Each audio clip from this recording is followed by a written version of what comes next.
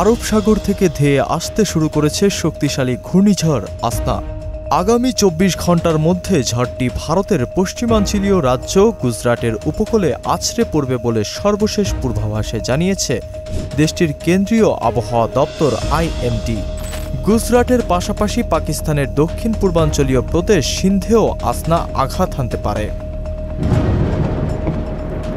শনিবার IMDর সর্বশেষ পূর্বাভাসে বলা হয়েছে, এই মুহূর্তে গুজরাটের নালিয়া শহরের পশ্চিম উপকূল থেকে ২৫০ কিলোমিটার, পাকিস্তানের করাচির উপকূল থেকে ১৬০ কিলোমিটার এবং বেলুচিস্তানের পাসনি উপকূল থেকে ৩৫০ কিলোমিটার দূরে রয়েছে। বর্তমানে ঘন্টায় ১৪ কিলোমিটার গতিতে এগোচ্ছে আসনা। এদিকে আসনার প্রভাবে জামনগর, সুরাট, পোরবন্দর, মোরবি, সরকা এবং কুচ জেলায় গত বুধবার রাত থেকে শুরু হয়েছে ভারী বর্ষণ। অতি বর্ষণের জেরে এসব জেলায় অনেক এলাকায় বন্যা দেখা দিয়েছে।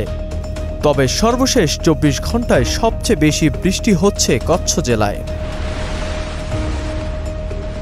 IMDর জ্যেষ্ঠ আবহাওয়াবিদ রামাশ্রয় যাদব NDTVকে জানান, গত ২৪ ঘন্টায় কচ্ছ জেলায় ৮৮২ মিলিমিটার বৃষ্টিপাত হয়েছে, যা স্বাভাবিকের তুলনায় অন্তত ৫০%-এরও বেশি। এছাড়া সুরাট এবং কুচ জেলাতেও গত ২৪ ঘন্টায় ভারী বর্ষণ হয়েছে।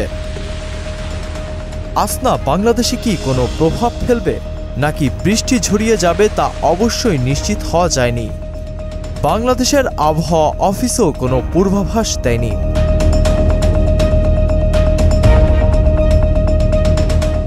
নাসিমুল বারী, সৌরভ, মোহনা ডিজিটাল।